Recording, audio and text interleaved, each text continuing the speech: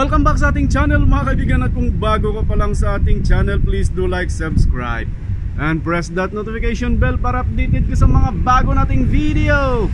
Ayun na nga mga kaibigan, mga Pinoy boxing fans, nagkagulo na naman, lalo na yung mga solid supporters at saka mga fans ni Cuadro Alas mga kaibigan, dahil may laban daw siya this coming October.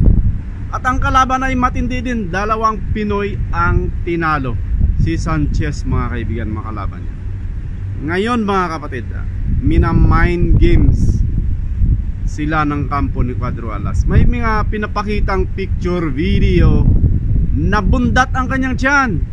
Pagkatapos sa live, pinapakitang maliit ang kanyang tiyan mga kaibigan. Lumalabas na yung mga braking system mga kapatid, yung mga abs, lumalabas na. So mina-mind games ang magiging kalaban.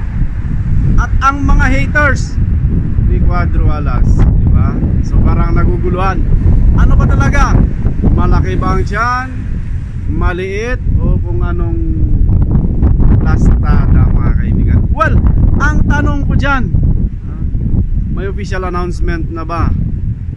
Or alam na ba ng kampo ni Sanchez na magkakaroon sila ng laban mga kaibigan? Well, wala pang update galing sa kampo ni Sanchez kung totoo ba itong magkakaroon sila ng laban ni Cuadro Alas. Well, abangan na lang natin yan guys mga kaibigan. Sana matuloy ang laban na yan dahil boring na yung mga previous fights, no? Maliban lang doon kay Taduran, which is napakasaya. The rest medyo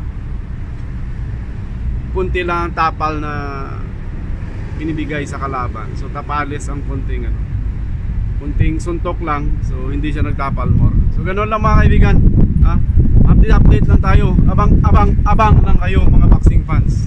Yan. Lalo na sa mga solid Cuadro Alas supporters. Thank you for watching and see you on our next video. Bye bye.